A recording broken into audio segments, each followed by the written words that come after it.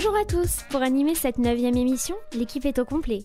Nous allons commencer tout de suite avec Célina et Clémence qui vous présenteront la chronique Actu, puis il y aura la chronique Cinéma qui sera présentée par Quentin et Célina, car oui, nous avons 2 Célina dans l'équipe, et la fameuse chronique non assumée sera présentée par Antoine et Yann. Bonne émission à tous.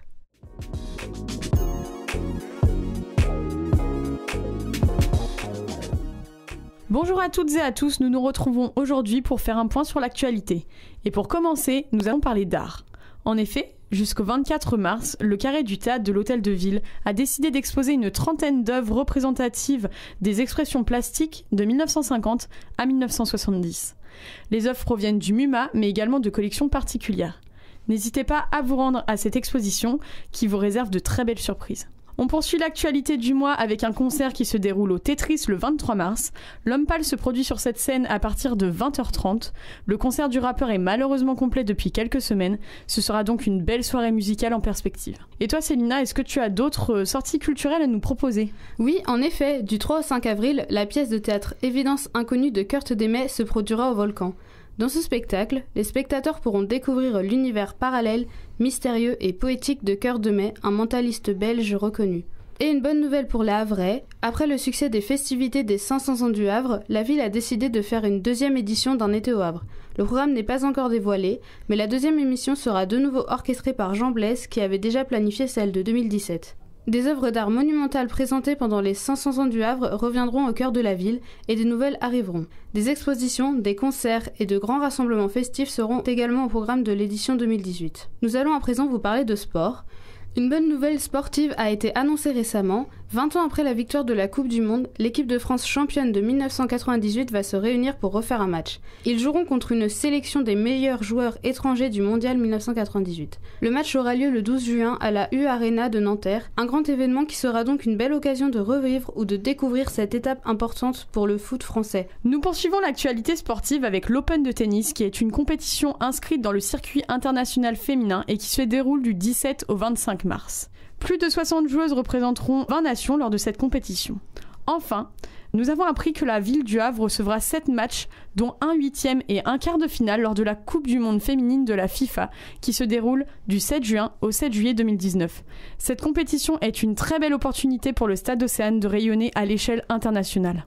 Nous concluons cette chronique actu en vous rappelant que la soirée de désintégration des 2e années du DUT Infocom aura lieu le 29 mars au City Club à partir de minuit et demi.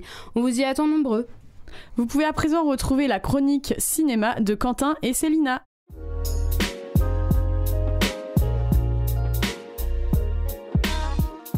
Bonjour à toutes et à tous, on se retrouve pour la chronique cinéma et je suis une nouvelle fois en compagnie de Célina. Comment tu vas ? Ça va très bien et toi ?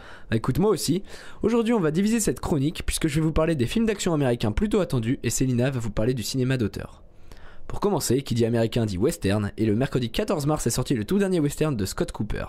Il va mettre en scène la célèbre rivalité américain-indien d'Amérique, représentée tant de fois au cinéma dans plein de classiques comme Il était une fois dans l'Ouest, un film que j'adore. Cette fois-ci, c'est un ancien héros de guerre, gardien de prison, qui va raccompagner un chef de guerre Cheyenne mourant vers sa terre natale. Durant le périple, ils vont rencontrer une jeune femme survivante d'un massacre ordonné par les Comanches, et à travers ce périple, ils vont devoir mettre de côté leur rivalité pour survivre. Un film à fort potentiel qui pourrait bien venir enrichir la filmographie des classiques du western, on l'espère. Alors moi j'ai envie de vous parler d'un film d'horreur franco-canadien qui est sorti au cinéma le 14 mars lui aussi. Il s'agit de Ghostland réalisé par Pascal Laugier.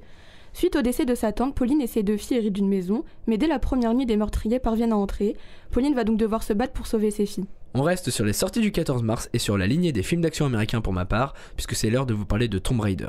Pour être honnête, j'étais un peu sceptique sur ce reboot, mais on a eu l'occasion de le voir avec l'équipe, en 4DX d'ailleurs, et franchement il est vraiment pas mal. L'action est cool, bien tournée et franchement pas vraiment abusé par rapport aux anciens opus de la saga, et puis le pitch aussi est bien sympathique, hein. Enfin bref, je vous le conseille. Et puis j'avais peur d'être déçu de pas voir ma petite Angelina, mais Alicia Vikander trouve bien sa place dans le rôle. Et puis pour faire une petite aparté sur la 4DX, la technologie est assez sympa, moi j'ai bien aimé les mouvements de siège, tout ça. Bon après il y a quelques effets que j'ai un peu moins appréciés, du genre les jets d'eau et d'air dans la figure, mais je pense que ça c'est vraiment chaque personne a son opinion, donc je vous invite à aller tester la 4DX et à nous dire ce que vous en pensez. On change de registre, maintenant je vais vous parler de The Shape of Water sorti au ciné le 21 février dernier et réalisé par Guillermo del Toro. Ce film a reçu de nombreuses récompenses, notamment 4 Oscars, et personnellement je ne l'ai pas vu mais j'en ai beaucoup entendu parler. Moi franchement je l'ai vu et je le conseille aussi, l'univers est vachement cool, l'ambiance franchement c'est vraiment quelque chose, faut aller le voir. Donc on vous invite à aller le voir et pour vous faire un petit résumé, Elisa est femme de ménage dans un laboratoire gouvernemental secret, elle est muette et elle mène une vie assez morne.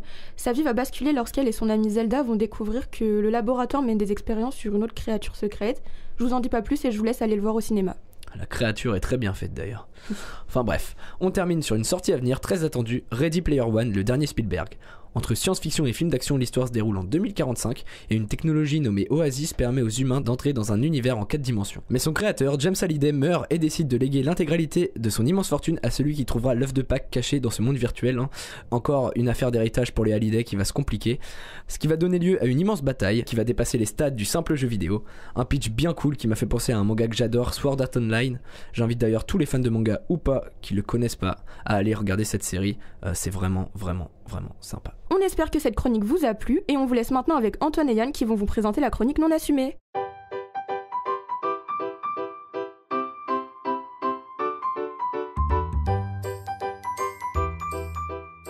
Bonjour à tous, sauf à ceux qui n'apprécient pas le fait que chaque jour nous rapproche de Shrek 5, plus qu'un an à attendre. Et bienvenue dans cette chronique non assumée. Comme d'habitude, je suis accompagné de Martin. C'est Yann. Ok Samuel. Non mais bon, tu vas arrêter un petit peu. Mon prénom c'est Yann. Y-A-N-N. Yann, t'as compris ? Y-A-N. Yann. Attends, t'es avec eux ? Hein ? Comment ça avec eux ? Bah t'es breton ? Bah non, je suis pas breton. Bah pourquoi ils t'ont appelé Yann tes parents ? Bah parce qu'ils aiment bien ce prénom, c'est bien. C'est moche Yann. Mais il y en a bien qui ont appelé leurs enfants Antoine, hein. Ok, on va passer à la première info. Netflix, le service de vidéo à la demande, a, pour une opération de communication, créé une vidéo où ils laissent leurs ingénieurs faire ce qu'ils veulent autour de Netflix. On a donc pu voir un iPhone avec une série lancée dessus qui a fini dans l'espace à l'aide d'un ballon météo. Si ça se trouve, le prochain exploit, ce sera de faire fonctionner Netflix comme il faut chez Free. Tiens, d'ailleurs, on parlait des prénoms. Parlons du prince Albert, prince de Monaco. Ce dernier, dans une interview, a dit qu'il ne voulait pas gâcher la jeunesse de son fils Jacques. Et je trouve ça quand même assez mignon que même avec un titre aussi important que prince, il arrive quand même à penser à ses enfants. Enfin, il a déjà gâché un petit peu la jeunesse de son fils. Hein. Bah pourquoi ? Bah, t'as vu comment il s'appelle ? Il s'appelle Jacques. Tu marques un point. Enfin bref, pour finir, je voudrais faire des excuses publiques. En effet, il y a quelques mois, je disais en parlant de Maître Gims que j'aimerais bien qu'il reste sur l'île déserte qu'il allait visiter dans une émission de TF1. Cependant, j'ai écouté sa chanson avec Sofiane sortie il y a peu et je l'ai clairement appréciée. Je tiens donc à m'excuser publiquement auprès de Monsieur Juna pour tout ce que j'ai pu dire. Et t'as écouté l'autre chanson qu'il a sortie ? Comment ça, il en a sorti une autre ? Ouais, c'est un featuring avec Vianney. Vianney ? Ouais. Vianney, le Vianney ? Ouais. Bah tu sais quoi, Gims ? Retourne sur ton île. Allez, salut à tous. Merci à tous et à toutes de nous avoir écoutés et surtout n'oubliez pas que vous pouvez comme toujours nous retrouver sur nos réseaux sociaux. Suivez-nous pour en savoir plus sur la prochaine émission qui ne sortira pas dans 2 semaines car on vous prépare une petite surprise. On vous en dit pas plus pour l'instant. À bientôt.